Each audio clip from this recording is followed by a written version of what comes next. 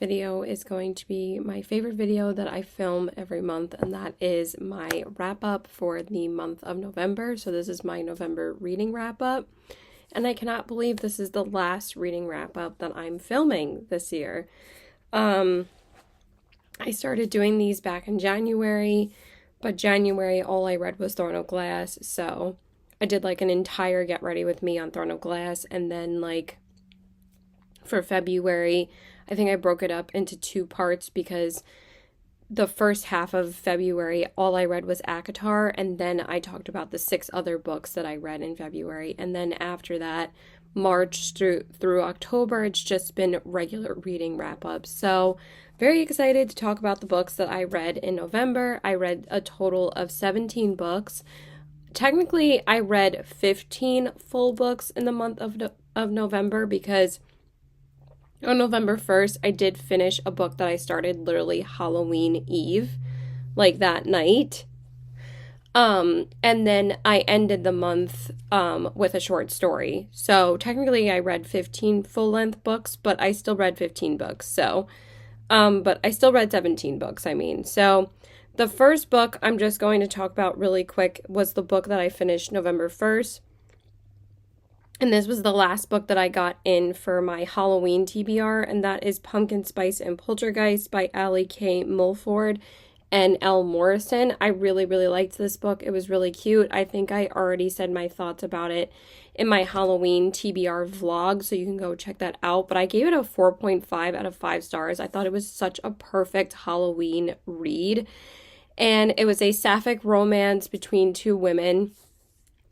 And it was just great, like the atmosphere and everything. It literally felt like reading Halloween Town, but for adults. Because, you know, it was a little bit more adult, obviously. But just like everything about it, like it was just so good. I ate it up. So I just wanted to recap that one really quick. And then we're going to start going into all the books that I read in November. So the first book that I started out with, why is this like not even loading? And this was probably my most anticipated read of the entire year. I could not shut up about Throne of the Fallen, so I was so excited for this book to come out.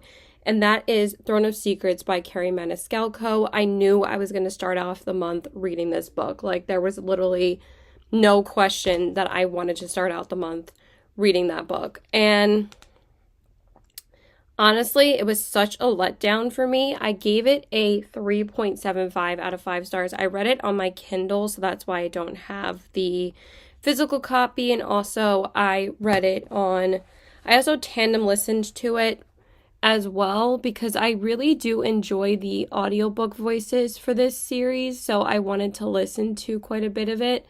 And honestly, if I didn't listen to it, I probably wouldn't have gotten through this book. Like, there were so many times where I felt like it was building up to something and then it just didn't go anywhere. I felt like this was probably the messiest book I've ever read from Kerri Maniscalco, because I felt that her writing, like, literally evolved so much after I read Throne of the Fallen. And like I said, that was one of my favorite books I read this entire year and one of my favorite romantasys that I read this year. And we will go into the other romantasys that I read because I just posted a romantasy vlog before this. So I read a total of 8 romantasys this month, and they were books that I was super excited to get to. But this one, like I said, I gave it a 3.75 because I still really enjoyed the characters, but at the same time, I just felt like we were reading kind of a smutty version of a Cinderella retelling.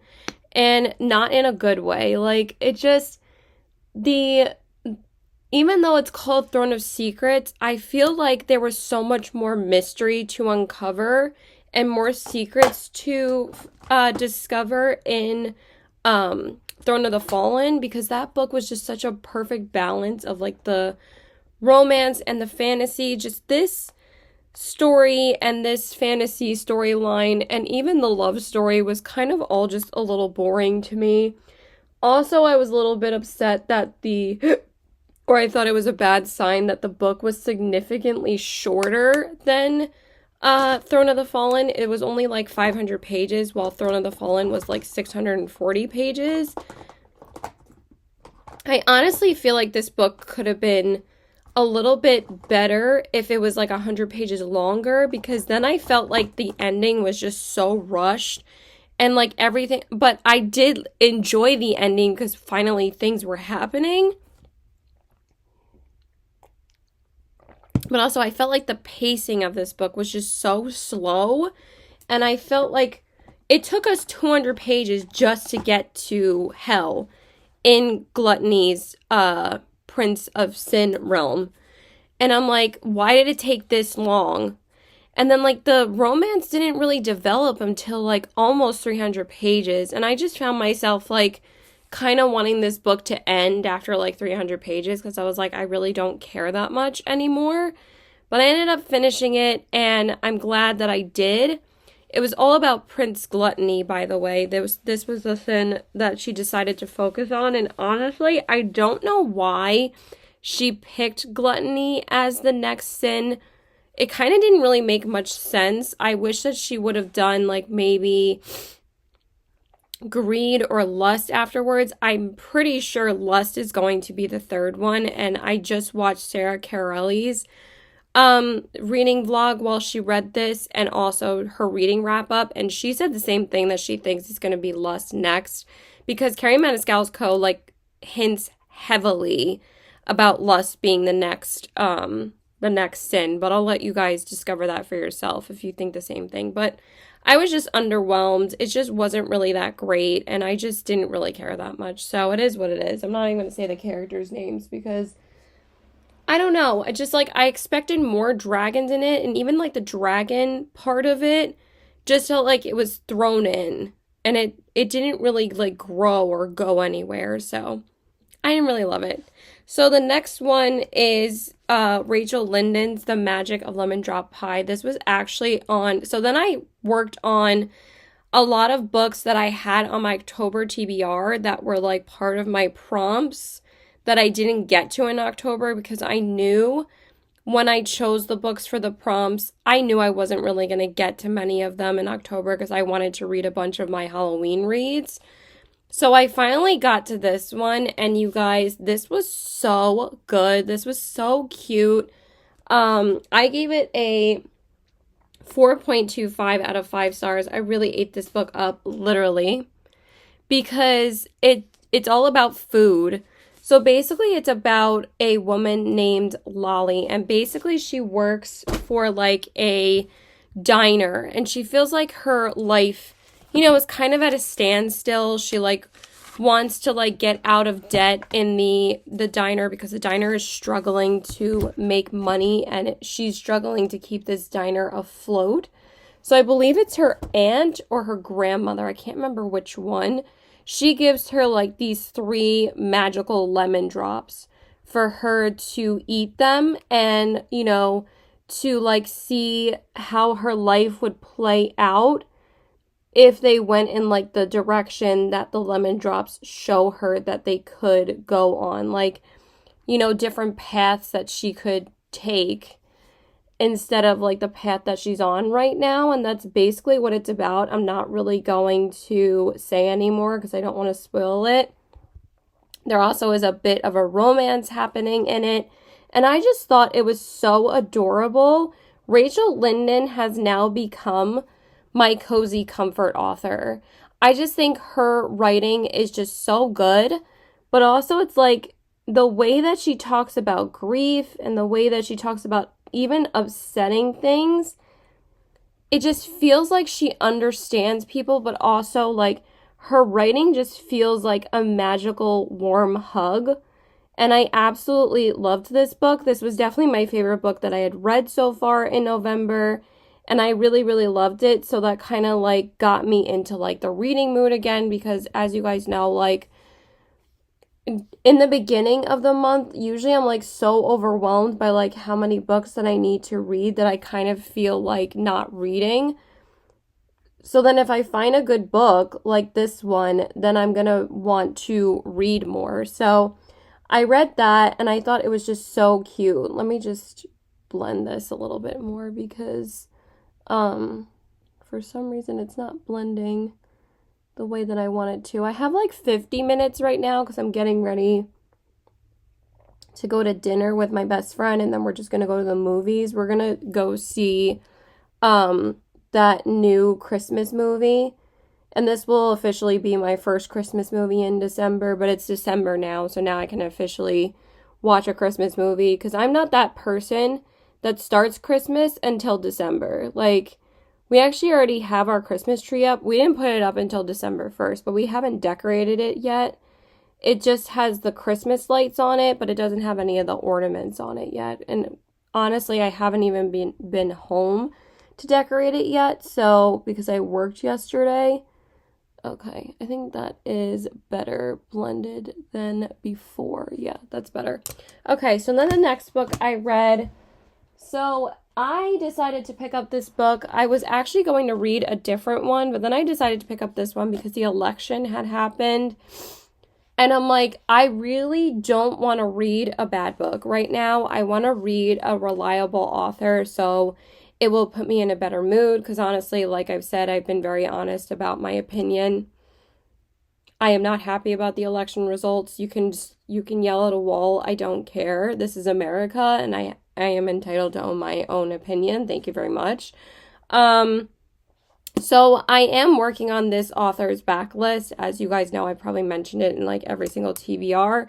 But I finally picked up another Catherine Center book, and this book was on my TBR for October as well. It was for my repeat author prompts. So I got a lot of prompts done this month, and also I got quite a few prompts checked off from last month as well.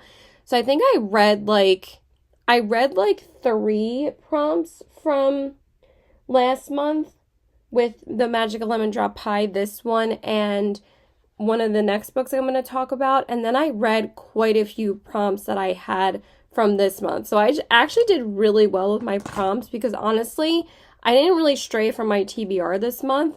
I'm already kind of straying from my TBR in December. I don't know why. I've just become a mood reader all of a sudden. But anyway, the next book we read was What You Wish For by Catherine Center. This is kind of like a loosely based sequel to Happiness for Beginners, but it's not really a direct sequel. But I really wanted to read this one because since I had read Happiness for Beginners back in August, that was literally the last book that I had read from Catherine Center. So I'm like, I really need to pick up another one of her books. And like I said, she's one of my comfort authors. And this one is about Duncan and Sam. I gave this book I think I gave it a 3.5. I don't know, because I didn't round it up in my review whatsoever. Maybe I only gave it a 3 stars. Maybe I'll give it a 3. I'll give it a 3.25, because there were certain moments of this book that I liked. So I'll give it a 3.25. I actually didn't really settle on a rating, but on Goodreads I put 3 stars. So basically it's about Duncan. If you guys don't know, Duncan is the main character's best friend in Happiness for Beginners. And Sam is like never really, I don't think she's mentioned in Happiness for Beginners, but basically she is a teacher at a school. And the school's principal sadly passes away. So they need to find like another replacement, and Duncan becomes the replacement for the school, but he's like a super tight ass. Like, he is a rule follower. He doesn't want kids to like step out of line and stuff like that. Like, he's kind of an asshole. So Sam is like, why is he putting all these rules in place? And basically that's what happens. And there's also a cameo from the 2 main characters in, I believe it's Helen and Jake. I can't believe I remembered their names. And they are the 2 main characters in Happiness for Beginners. But I thought Happiness for Beginners was better. I think I gave that one a 4.25. So this one I'm giving a 3.25. And I kind of understand why I didn't like this one. This also, I mean, I didn't hate it. I just thought it was okay. This is also her lowest rated book on Goodreads, and I think that I actually do agree with that, because this was my least favorite book from her so far. but there were some moments that were funny, but it kind of got a little boring because, like, I really wanted to see, like, Sam at home in her home life, and nothing was really outside of the school. I mean, they did have some, like, other events take place in the book, but we never saw, like, Sam's home life, and I thought that would have been, like, cute to add, but I guess they didn't think it was necessary.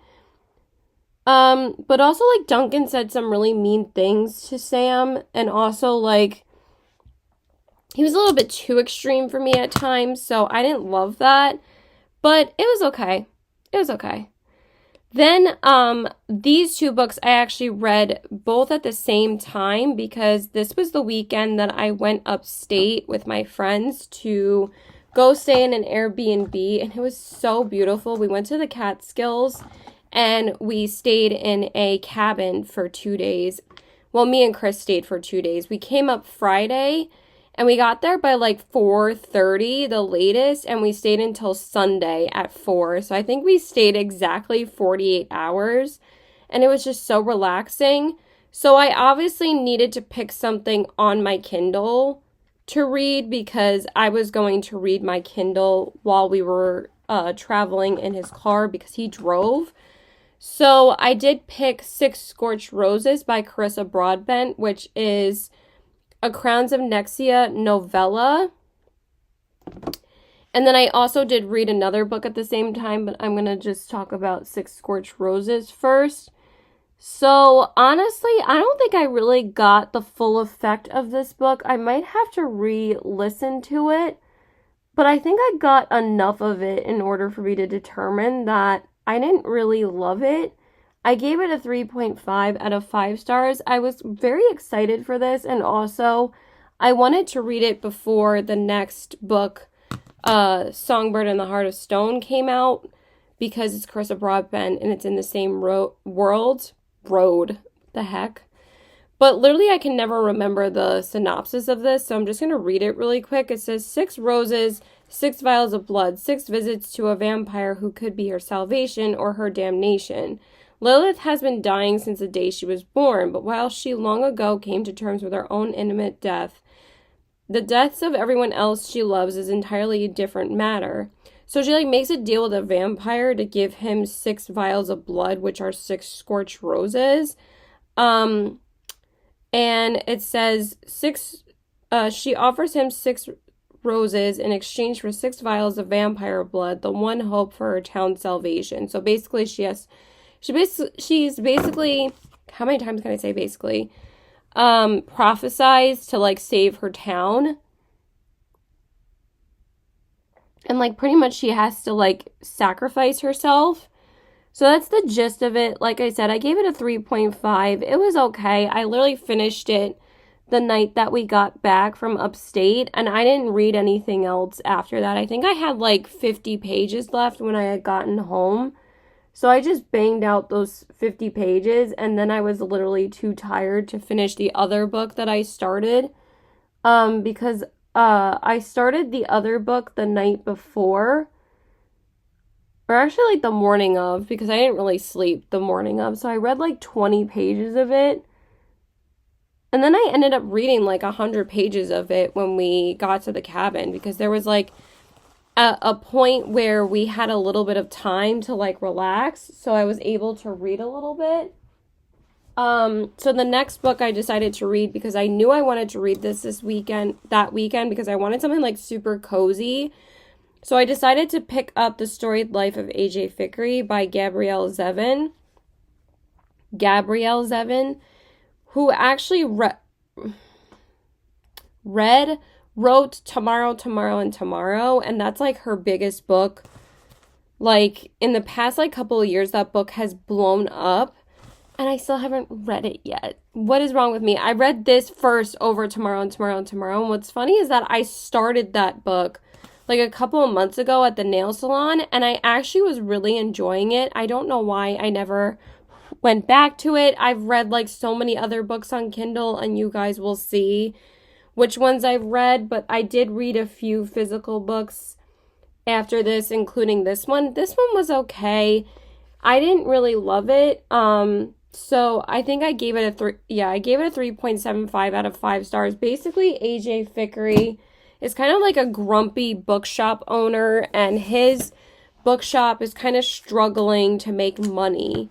But also he like owns this super valuable book that he doesn't want to let anybody know about, and somehow, well, I mean, it's pretty easily stolen from his apartment, because his apartment is literally right above the bookshop, and it gets stolen because he leaves the door unlocked because he thinks like that he's literally so unvaluable that he doesn't have anything of value for somebody to steal, or he thinks that nobody would take the time to do that, and then somebody steals it. So it was cute. There was actually quite a few storylines in this book, now that I realize, and it's only a 250-page book, and she did fit quite a lot into a really short book, but I also didn't feel like too much. It was paced really well. I just didn't love it, but I liked it. So basically there's like a new editor that like comes in and helps him, not an editor, like kind of like a bookshop keeper, someone that will like help him sell more books, like put like new books out in the front and stuff like that, you know? So people will see like the new releases and hopefully buy them, because like the people that come to his bookshop literally just hang out there and nobody fucking buys anything. And I actually watched the movie. I didn't finish it though. I watched it for like an hour and then I never went back to it because I was like, I didn't really care that much. But there's this one scene in the movie that's like really funny where like as soon as he's closing up shop and he tells like the people there, okay, bring your final purchases to the register, and everybody just leaves. Nobody buys anything. So that's why he's like really struggling. So there's like a lot of other things that happen that I don't want to spoil, but there's like some things about grief and about his wife, because he does actually end up being married in this, and he finally finds like some sort of happiness, but then it kind of gets taken away really quickly. So it's kind of more like the tragic tale of AJ Fickery, because it gets really sad. So I liked it, but nothing that like made me cry, but also it just made me feel feel bad for Fickery, even though he was kind of trying to redeem himself in like the second half of the book. And like before that, like he didn't really have anything redeeming about him, and then you kind of just end up really liking him later on in the book. So yeah, I'm gonna go get my sponge and wipe my under eyes, and then we'll talk about the rest of the book. Okay, so then next up, I read A Cozy Mystery, and honestly, I wish I would have read this at the cabin rather than Story Life of AJ Fickery, but I just, like I said, I wanted to pick super short books for that weekend because I knew I wasn't gonna have that much time to read. But then I finished Six Scorched Roses like the day after we got back, the night of, and then I finished The Storied Life of AJ Fickery literally the day after. But then like I wasn't really feeling like reading that much because the last like 3 books that I had read weren't really that great. So I was kind of like feeling like I don't really want to read anything. But then I picked up The Thursday Murder Club by Richard Osman. I freaking loved this book. It was so good. Solid 5 stars. Like, I just adored this book. So basically, I'm just going to read the synopsis because it's super short and it just sums up what the book is about. So it says, in a peaceful retirement village, 4 unlikely friends meet weekly in the Jigsaw Room to discuss unsolved crimes. Together, they call themselves the Thursday Murder Club. So there's a bunch of, like, older people in a retirement village that discuss murders. Like, what's better than that? And it says, when a local developer is found dead with a mysterious photograph left next to the body, the friends suddenly find themselves in the middle of their first live case. They might be senior citizens, but they are cleverer than most. As the bodies begin to pile up, can our unorthodox but brilliant gang catch the killer before it's too late? I just loved this. And every time I thought I knew who the killer was, I was wrong. And that's why I think I loved this so much, because it was not as predictable as like a normal thriller that I would read. And I just ate this up. I thought it was so good. I already have the second book and I literally cannot wait to get into it. But this is not like a series that I have to like binge. Like I can read this over time and it's not like a huge deal. But I can see why he's so popular, and now I kind of want to read, I want to read all of the Thursday Murder Club series, but also I want to read them before the 5th one comes out, because the 5th one comes out, I think, May of next year. It doesn't have a title yet, but as long as I read like one of these a month, then I will be all up to date. But I just enjoyed this so much, and I actually listened to quite a bit of it on the audiobook, and the audiobook was so freaking good. I loved the narrator's voice. She just brought such life to it, and just like every time I was trying to figure out who did it, you just didn't know. So yeah, that's pretty much it. I don't want to say anymore because I'm going to spoil it, and I want you guys obviously to read it for yourselves. And then we'll start doing makeup, but I just want to talk about the next book because I think this was my favorite book that I read this month. I finally read my first TJ Klune book, and this is Under the Whispering Door. This was on my TBR for October, but like I said, I didn't get to it. So, like I said, I did get to quite a lot of books that I wanted to read in October this past month. I mean, it was probably only like 4 because I wanted to read Thursday Murder Club and AJ Fickery in October as well, so I did read both of those. I freaking adored this book. I gave this book a 6 stars. And I think my last 6-star read, like I said, was probably Throne of the Fallen. And Boys of Tommen is like a 6-star series for me, but I don't think I've given a 6-star to a book in quite a while. This book was just absolutely beautifully written. And Wallace is basically like a Scrooge kind of character. And the Grim Reaper basically comes and tries to collect him because he unfortunately passes away. And basically it's all about Wallace, like, redeeming himself, being, like, a ghost in the afterlife. And he meets a man named Hugo, who is, I forget exactly what he's called, but basically he can help him, guide him through, crossing over to, like, the other side.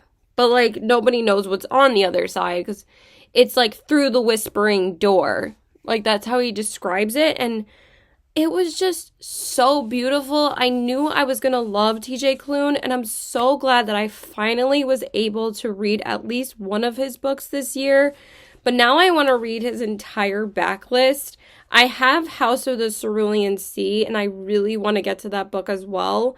I don't think I'm going to get to it before the year is over, though, but I'm just so glad I at least read one of his books, and now I understand why everybody loves his books so much.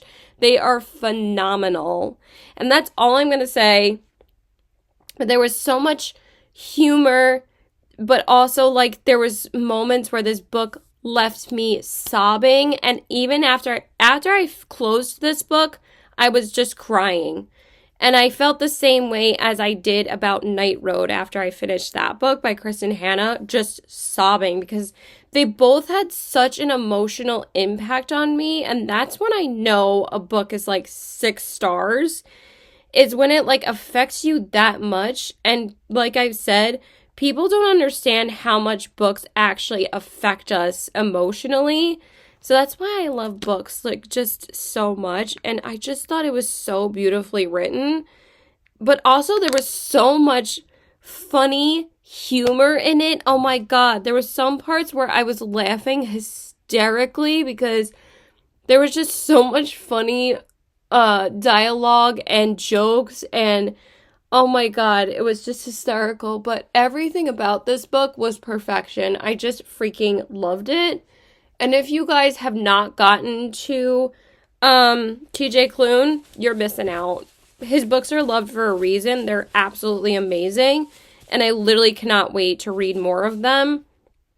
This was actually my prompt from October as well. And this was my friend pick one because I sent my friend literally 3 books for him to pick, and he picked that one, so I finally got to it and read it. So then that was another prompt crossed off from November. Okay, then the next book, I finally decided to start reading my Romantasy reads, because I think this was already like the 15th or 16th of November. I'm like, I really need to start reading, it was the 17th. So I was like, I really need to start reading my Romantasy reads before the month is over. So the next one I read was Metal Slinger by Rachel Schneider. And now I'm going to blend out my foundation because I look like a psychopath. I'm just going to tell you right now, I was kind of disappointed by this.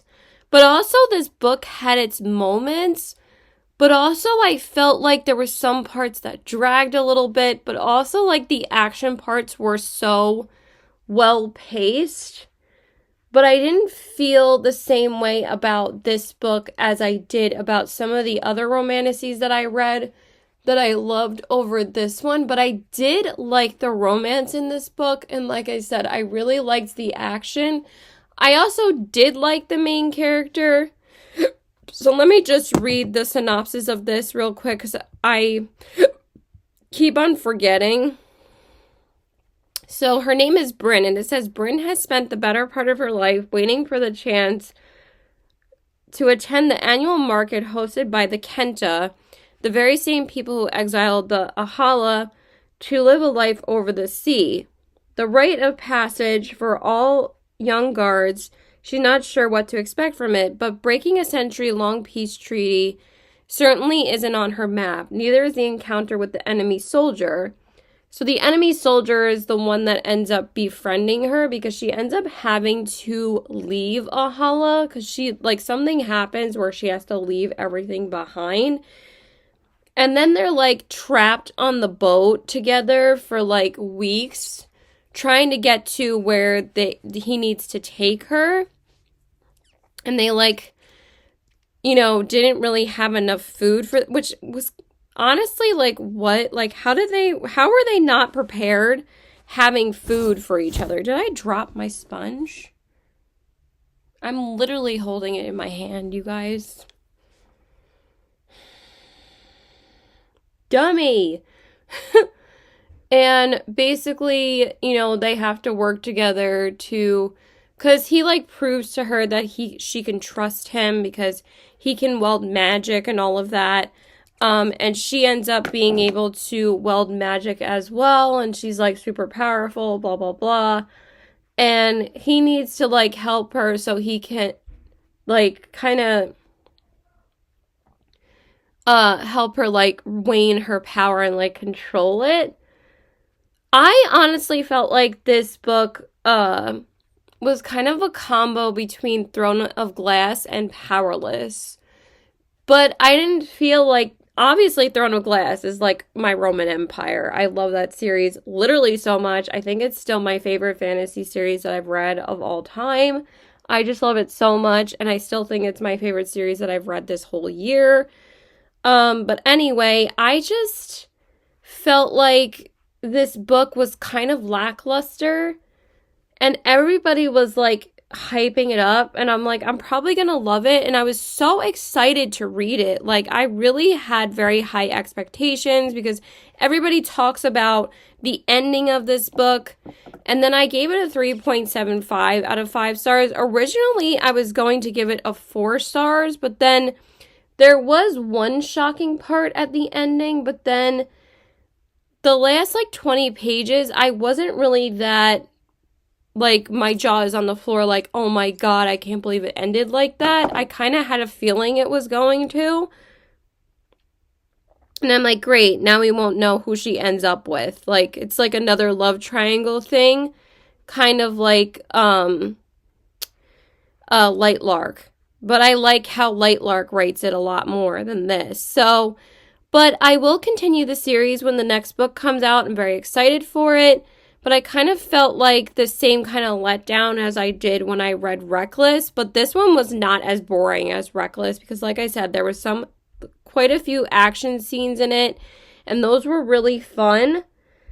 But for me, in order to make a 5-star romantasy, for me, I need to be obsessed with literally every single scene in the book. Like, not include just the action scenes. Like, I don't want to be bored during, like, the slow parts. Because, like, I never really felt, like, the tension too much between the two main characters. And I think that's why I didn't really love it. But I liked it. It was entertaining and it was super fast paced. I finished this book in, like, 2 days. So, it took me, like, no time to finish. And it's gotten so popular that there's at least going to be an audiobook because I read this all on Kindle, but they're coming out with an audiobook. And now I'm like, damn it. But it was, again, extremely easy to read on Kindle. So, okay, then the next book that I read. So I do love this series so much that I needed a physical copy of this series. I needed all the physical copies of these books because mostly all of this author's books are free on Kindle Unlimited, which I do love that she makes them so easily accessible. But I was like, what am I doing? I need to own her books because I actually adore this series. So let me just set my under eyes super quick because I can't hold up the book at the same time. So the next book that I read was the next book in the Crimes of Nexia series. And the reason why I wanted to read this after I finished the last Romantasy read I had read. Oh my god, I skipped over the other one. Why do I do that? Hold on. I can't talk about this book yet because I forgot talk about the Romantasy read that I read before Under the Whispering Door, and my boyfriend actually picked this one for me to read because I was torn as to whether or not I wanted to read the TJ Klune book or a new release, and he's like, read the new release. He's like, you deserved it. I'm like, okay. But also I was like way too excited to read this, but also I really wanted to re-listen to the audiobooks of this because I wanted to refresh my memory, but then I just ended up watching like a recap on TikTok. So the book that I'm talking about before I read Under the Whispering Door, I don't know how I skip books like this, was Sky Shade by Alex Astor, and I was extremely excited to read this, and it did not let me down. I gave this a 4.5 out of 5 stars, so I don't know what it is about this series, though, that I can't give 5 stars to, but it always comes like so close. So basically, this takes place right after the events of Nightbane, and I'm not gonna say what because it's just gonna spoil it. But basically, Isla is struggling to control her powers because she thinks that her powers are bringing nothing but devastation. And she tells, Grimm that she doesn't want to, use her powers anymore. And Oro is kind of left, in the dust. And also Isla is actually married to Grimm in this book. And basically, she, kind of hates Grimm at first. Because they basically start off enemies in the beginning of this book. And then they, slowly become lovers again. But also throughout this whole book, it basically keeps up the love triangle between Oro and Grimm through the entire book. And we still don't get an answer by the end of the book on who she's going to end up with. Because there is a devastating prophecy in this book where someone has to die in order for things to be resolved. And that's all I'm going to say, because I'm going to spoil it. But I loved it. I ate it up. I read it so quickly because these books are so... I actually think I read this book the fastest out of the 3. And I felt like this one was kind of better paced, even though I felt like a lot was happening. It was just so good. It was action-packed. I wasn't bored once. And even though this was actually the shortest book out of the 3 so far, I was entertained the whole time. I didn't think anything was rushed. I just thought it was a fun, fast-paced time. And I really, really enjoyed it. I thought it was so much fun. So, okay, so now we're going to talk about the book after I read Metal Slinger. Sorry about that. We're actually getting through these books a lot faster than I usually do. I think we only have like 5 or 6 books left. So the next one that I read was The Songbird in the Heart of Stone by Carissa Broadbent. Like I said, I had to pick up the physical book. Even though I didn't even read the physical book, I read it on Kindle. And I also got the audiobook as well. You guys, I absolutely devoured this book. I finished this so quickly. I finished it in like 24 hours. Like maybe a day and a half. I started it like the 19th and I finished it the 20th. I just thought this book was so fast-paced, so good. Chef's kiss, 5 stars. 5 stars all the way. I just love Carissa Broadbent's writing. So basically, it's about Niche and Asar, and Asar is a necromancer, and Niche is a recently turned vampire, and they both have to go into the underworld to basically resurrect Atraxos' soul. Because if you've read Serpents of the Wings of Night and Ashes of the Star-Cursed King, you know what happens. I'm not going to, like, spoil anything for you. And I don't really want to say too much that happens in this book because, again, I don't want to spoil it. But just, there was so much nonstop action in this, and even the slow scenes, I was eating them up. The only thing that I would say is that I felt it took a little bit too long to get to the romance between the 2 main characters, but also everything that was going on before that, I thought was so freaking interesting. And the way that she writes about hell and the levels of the underworld, amazing, so unique. I felt way more of the world building of the underworld in this book than I did in Throne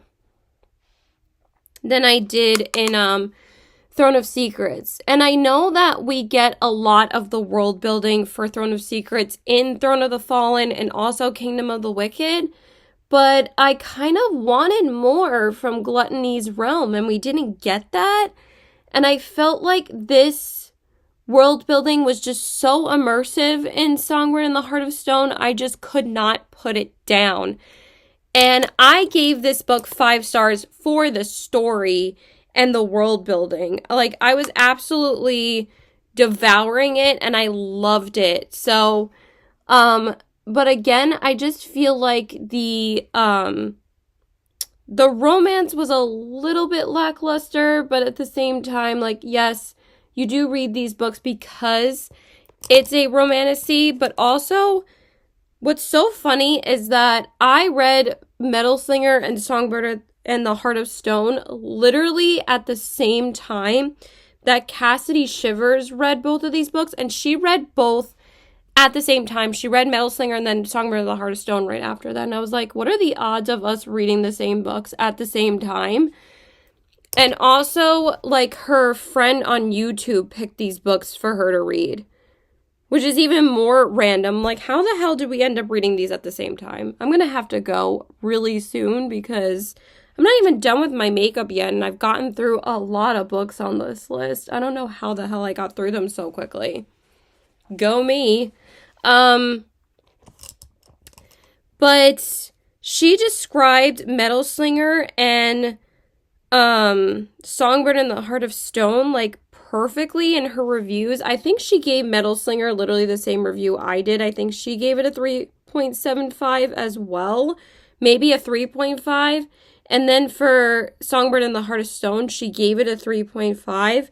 But she said she knows that a lot of people are going to give this book 5 stars because she did not disregard the beautiful world building and Carissa Broadbent's writing.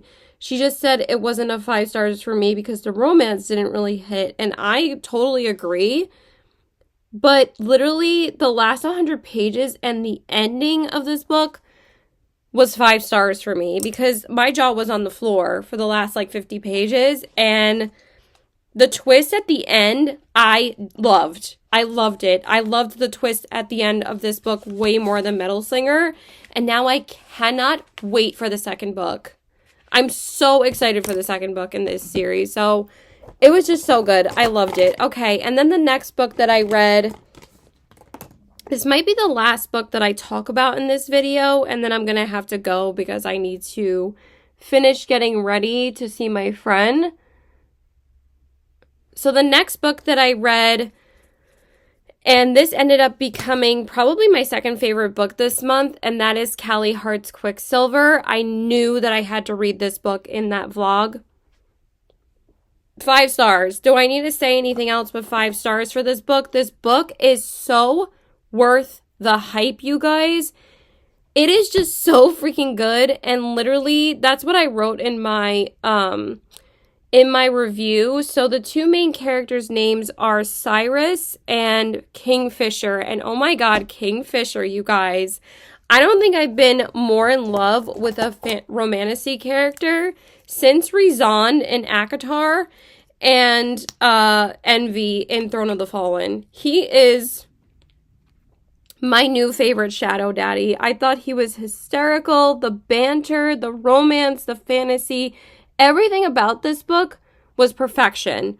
Even like the slower scenes with Kingfisher and Cyrus, they didn't take too long to kiss. I loved Cyrus as a main character. I thought she was just so fascinating, and everything about her life was, you know, she was a thief, and she lives with her father, and she, you know, has this great power as well. And I know like that most of these like start off the same way, but she, you know, argues with her father saying that she wants a better life for them. And then Kingfisher all of a sudden shows up and snatches her to bring her to the Fae realm. And he basically tells her, you need to save us all. And that's basically all that it's about. And that's all I'm going to say. But I devoured it. I loved this book so much. And I also listened to the audiobook as well. And I'm so glad that I got the audiobook too. Like I said, I finished this book in like 2 days. And I honestly was not sure what I was going to rate this book until like the last 80 or so pages. And then everything took off in the last 80 pages. And it was so freaking good. Oh my god. And the twist in this book, I did not see coming at all. And I was like, she's kind of redefining the Romantasy game right now. Because I loved it. I think that this book is so worth the hype. And I think more people feel similar about Quicksilver than they do about Metal Slinger. But like I said, I really did want to like Metal Slinger. It was just kind of disappointing for me. But I loved this book literally so much. Okay, I have to grab my blush and everything. So we'll see if I only have 5 more books to talk about. Maybe we'll talk about one more before we leave. Okay, so then the next book that I read in that Romantasy vlog is The Dagger and the Flame by Catherine Doyle. I knew I wanted to read this book. It was one of my books of the month. I think I got through at least 6 books of the month that I got this year, which is really good. I think I only have 2 or 3 left. I loved this. I thought this was so good. I gave this a 4.5 out of 5 stars. It wasn't quite a 5 stars for me, but I adore Catherine Doyle's writing, and I actually did tandem listen to this as well. And I absolutely loved the narrators for this book. I thought that the audiobook was such a delight to listen to. So basically, this is about the daggers and why can I remember the cloaks and the daggers, and basically they are rival gangs. And I just had a feeling I was going to freaking love this book, and I was not wrong. I thought it was such a good enemies to lovers but they pretty much stay enemies. Like, they can never really fully trust each other, or they know that they can never really be together. So basically the main character, which her name is what? What is her name?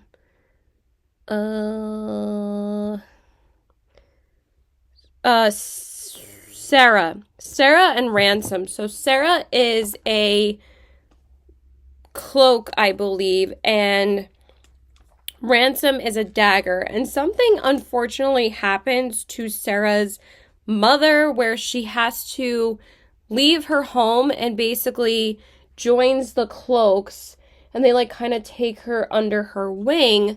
And Ransom is part of the daggers, and he is destined, or they're both like rival, they're assassins, and the cloaks are basically thieves. And the dagger Ransom is made to, or his job is to kill Sarah. And that's basically all I'm going to say. But there's also like ghosts and stuff like that in this that are kind of, you know, terrorizing their home and like their town and everything. And basically, you know, Sarah is kind of, you know, destined to stop it. But also, like, I love the way that she did this, because like Sarah wasn't prophesized to do this. It wasn't like the same as, like I said, like where like the main female character of every romantasy ends up being like the heroine of like the world. She just learns and develops her ability, and I love the way that she did it. It was just so good. I really, really adored this book. I thought it was just such a fun time. And now, like I said, with Songbird and the Heart of Stone, Quicksilver, and Dagger in the Flame, I literally cannot wait for the next books in these series. We know we're actually, and Skyshade as well. I can't wait for Skyshade too. Metal Slinger I could live without. I don't know if I'm really that excited for it, but there's 2 Lightlark books coming out next year. Not 1, but 2. And I was like, I hope it's not too rushed if there's going to be 2 books next year.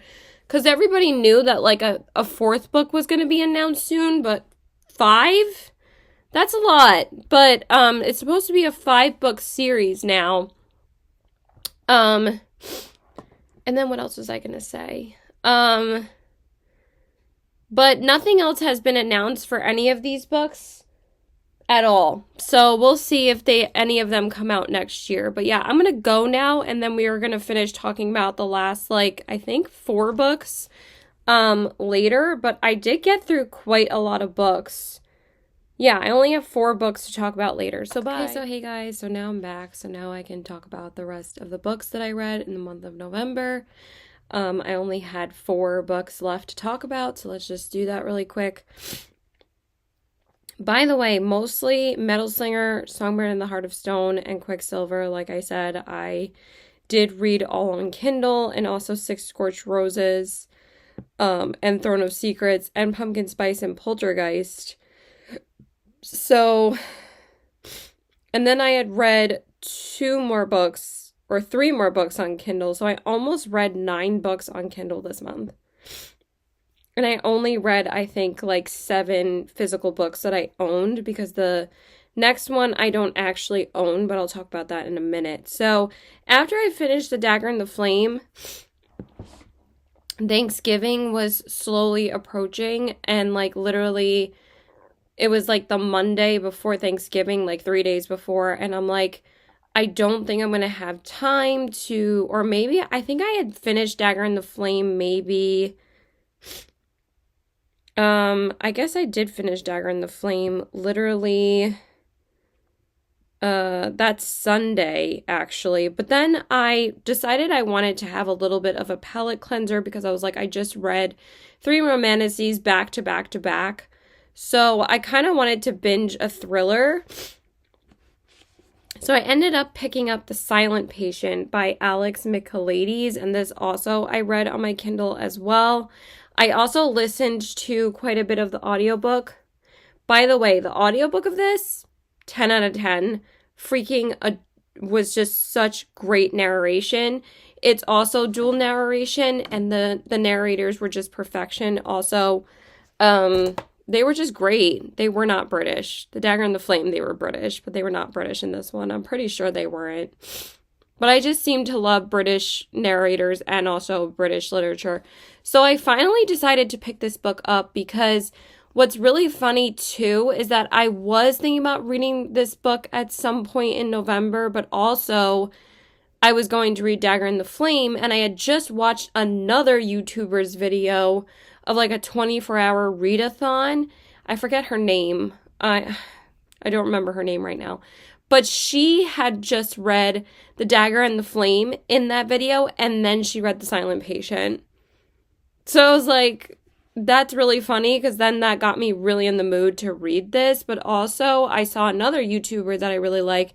She finally read this like a couple of weeks ago. So I'm like, okay, I'm kind of like super motivated to read it now. I've been wanting to read it all year, so I finally decided to get to it and read it. I also was thinking about reading this in October for spooky season, but I didn't get to it, so I finally decided to read it. And honestly, I thought the writing was so amazing, and I really loved the audiobook. Like I said, I did find it to be a little bit predictable though at the end. And then by the time, I didn't really like the ending either. And also, it was kind of plot holey at the end too. I was like, we didn't really get a lot of answers at the end. I feel like this book was a lot of buildup with not that much results at the end. But again, I still really enjoyed it. It kept me so intrigued the whole time. So basically, it's about a woman named Alicia, and she is accused of murdering her husband. And after these events occur, she decides that she is never going to speak again and like basically not speak her truth about anything that occurred that night. She will not talk to anyone. So basically she's put into like a mental institution because they're like, well, she went mad after she murdered her husband. She might as well be crazy. But then like this psychiatrist or psychotherapist, actually, he's not a psychiatrist, he's a psychotherapist, but everybody keeps on calling him a psychiatrist in the book, which is really funny because like I made the same mistake. So like people like always put these all into like the same thing. His name is Theo. And he basically says, you know, he wants to talk to her and see if he can help her and get her to speak again. So that's basically what it's about. I'm not going to say anything else because it's going to ruin it. I gave it a 4 stars. Like I said, I felt like it built up to be more than it was. But again, I still really did enjoy it. So then after that, I went back to my Romantasy reads because this was the last Romantasy that I needed to read for that video, and I read Bloodguard by C.C. Robson. Now, I was seeing a lot of like mixed reviews about this book, but I'm like, I'm still inclined and intrigued to read it. And honestly, what is going on with my lipstick? I enjoyed this more than Metal Slinger. But I do think certain parts of Metal Slinger were a little bit better written. But in this book, I liked this book more because there were some 5-star moments in this book for me. And if it was just written a little bit better, because I do think it could have been wrapped up a little bit faster, but I still really enjoyed this. I gave The Silent Patient a 4 stars. I don't know if I said my rating. And then the same thing with this book. I gave it a 4 stars because I still really enjoyed it. So it's about a gladiator named Leith and an elf queen named Maeve. And Leith is basically a gladiator where he has to compete for his life in an arena. And basically every time he competes, pretty much everyone is killed except for the last person standing, and it's usually Leith because he's like the strongest fighter out of everyone. But like It does not matter if these people are your friends, even your family, they're still going to end up being killed, and there can only be like one champion. And Maeve is destined to be the next ruler. But there's like a lot of things that are going on with the characters that are so complex that really gave them a lot of depth. And that's what I really enjoyed the most about this book. Like, again, there were some heartbreaking things that happened in this book. And also, like I said, some 5-star moments. And I actually thought that this book was the best balance of romance and action besides Quicksilver. Because I felt that it didn't take as long to get to the romance and stuff as it did in some of the other books. But Quicksilver was much better written. Like, I feel like if this book was more polished, and also the smut scenes were a little bit cringy, but it still had plenty, but it didn't take away from the plot. And again, I really did enjoy it. It says 100 years, tens of thousands of gladiators, and today only one will rise. Everything in the kingdom of Arrow is a lie. Letho Grey thought coming to this new land and volunteering to fight in the gladiator arena, vicious, bloodthirsty tournaments where the strongest survive, would earn him enough to save his dying sister. And it's not just his sister, it's like his whole family.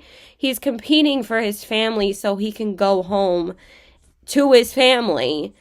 And you have to read it in order to like see what he actually goes through and whether or not his family, is good, That's all I can really say. And then it says, he thought there was nothing left to lose. He was wrong, and then they took everything. His hope, his freedom, his very humanity. All Leith has left is his battle-scarred body, fueled by rage and hardened from years of fighting for the right to live another day. Then Leith meets Maeve, an elven royal who is everything he despises, everything he should hate, until the alluring princess offers him the one thing he needs most, a chance to win the coveted title of Bloodguard and his freedom. But in a kingdom built on secrets and lies, hope doesn't come cheap, nor will his ultimate revenge. So I really enjoyed it. I really liked it. Again, I read this on Kindle Unlimited, but also I did get the audiobook of this too, and the audiobook was very enjoyable. And not just gladiators competed in this. There was also wizards and ogres and dragons, and it was just a fun time. I really did enjoy it. Okay, and then the next book that I read was, I really wanted to read something that was just cute and cozy and kind of food themed for Thanksgiving. So I was reading Bloodguard Tuesday and Wednesday, and I think I got up to page like 250. And then I finally just decided to get the audiobook so I could get through it a little bit faster, because Bloodguard actually took me like 5 days to finish. But I knew it was going to take me a while because it was Thanksgiving. So I was like, I knew I wasn't going to have that much time to finish books. But then I actually finished 3 books on the last day of the month, because I finished Bloodguard and I read the audiobook. I was listening to the audiobook. But also I was reading this book at the same time as Bloodguard, but I started Bloodguard before this book. But then I started this book on Thanksgiving because I really wanted to read it on Thanksgiving, and that is Recipe for a Charmed Life by Rachel Linden. Like I said earlier, I was going to bring her up again. And I actually got this book from the library, so I actually finally finished and checked out my first library book. And I don't even know how long. And this was so cute. This was such a perfect read. What I did with this is that I just sat in the kitchen and was literally just smelling everything while my sister was cooking, and I was reading this in the kitchen. Oh my God. The perfect atmosphere to read this book, because like my mouth was watering while I was reading about food and smelling all the delicious things in the kitchen. And I got through like 120 pages on Thanksgiving, and then I finished it literally the last day of the month. I think I don't remember what I did that day. I think I had to go out that day. I think I saw Moana. Yeah, I saw Moana that day. And I finished it right before we saw the movie. So this one is about a woman named Georgia, and basically she wants to become a head chef for a restaurant in Paris. And in Paris, like, there's a lot of sexism about women, especially American women, that want to make it to be a chef in Paris. So she actually loses, like, her sense of taste. And, like, all the women in her family have, like, an ability with food or, like, something that's related to food. But also her mother kind of abandoned her when she was a child, and she had to be raised by her father. So she's always been constantly searching for her mother. And also, like, her mother just decides to reach out to her now, like 25 years later, and says, can you come? You need to come, and I want to rekindle our relationship while we still can, blah, blah, blah. And basically, the head chef of the restaurant that she works at, he tells her, go to this island so you can rediscover, like, your fire and, like, your love of food. And this makes her gain her sense of taste back, doing these things in like this land. I mean, on these California islands, she finds, like, her joy of cooking again for people. And there's also a romance that develops. And I just thought that this was freaking adorable. Like I said, I really do love her writing. So I gave this the same rating that I gave Magic Lemon Drop Pie, which is a 4.25 out of 5 stars. I really do enjoy her writing so much, and I'm so excited for her next book to come out next year, because I am 100% going to be reading it, because I just enjoy her writing so much. It's just such cozy vibes, and everything is about food, and I just devoured it. I finished this in like 2 days. I finished this faster than Bloodguard because this was only like 360 pages, but it was just so cute. I really liked it. And then literally the night of November 30th, I'm like, I don't have any more time to finish another book.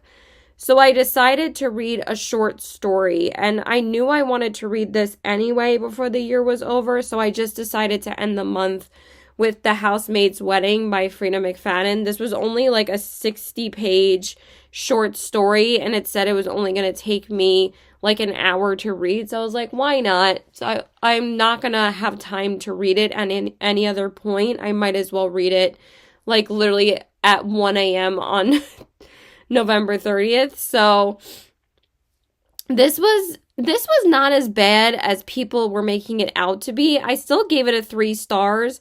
I just don't take Frida McFadden's writing seriously anymore. But I think people are annoyed with the Housemaid series at this point. Basically, it's about her and about Millie and Enzo getting married. But there's also like this guy that's making threatening phone calls to Millie.